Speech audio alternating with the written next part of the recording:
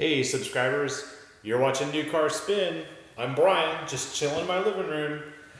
Actually, the reason why I'm doing this video a little differently is because I kind of screwed up. Back in February, Fiat gave me a 124 Spider Lusso automatic.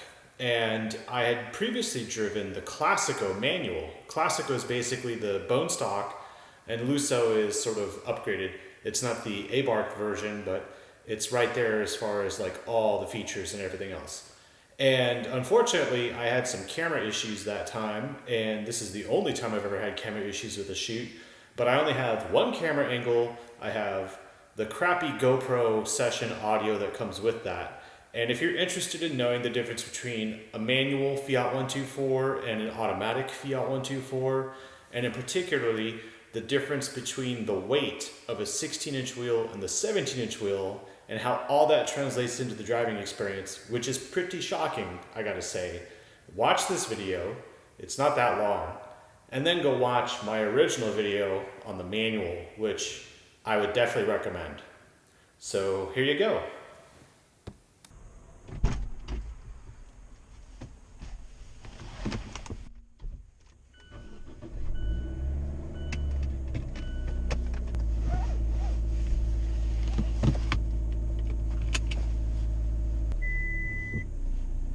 First off, you'll notice I have a backup camera with parking sensors.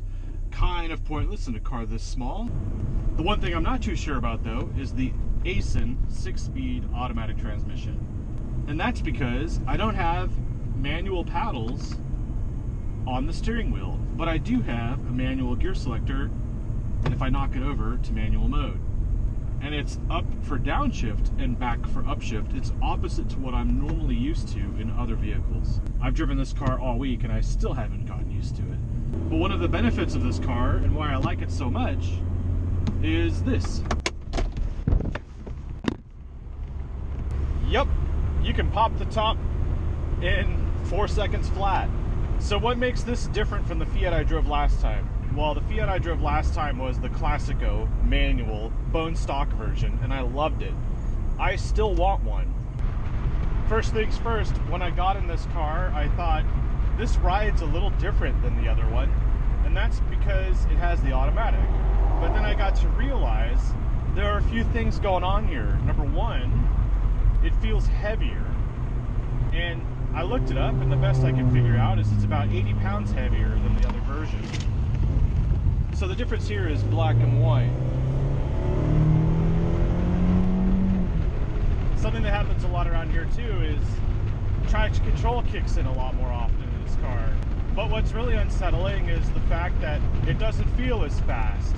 The manual transmission with the smaller wheels and less weight felt lively. This one feels like Beverly Hills 90210. So if you're looking for a car that you can drive spiritedly, this is not the one for you.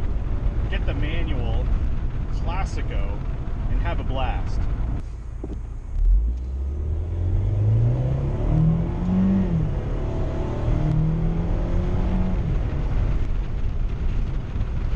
It's just frustrating that I can't really open this thing up. It might be the torque converter, it might be the bigger wheels. It just doesn't feel exciting. But there's nothing wrong with this car in general. I mean, it's a convertible roadster with heated seats, leather. It looks great, gets a lot of compliments from everybody. I'm not really a fan of this dark, depressing black on a convertible. I don't like grays or blacks on a convertible. It's not for me. However, it's overall a great shape. It's sexy. And as a second car, that's all that matters. I did go online and find that the 17-inch wheels are about, I don't know, a pound heavier than the 16-inch wheels on the Classico. So it's amazing that they gave me a white Classico and a black Lusso, because the real difference between those two cars is black and white. So when you ditch the manual and you get the automatic, what you end up doing is paying up to $31,000 in change for this Fiat. And I don't really think it's worth that much money.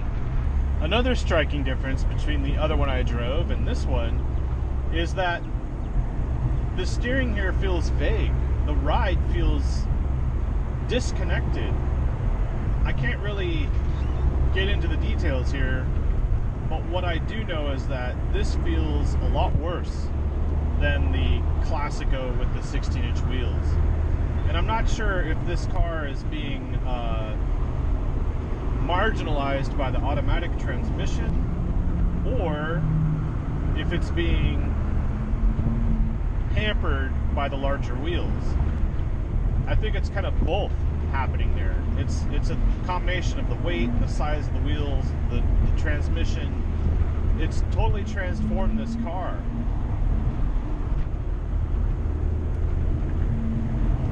I do know that it doesn't corner the same as the manual does.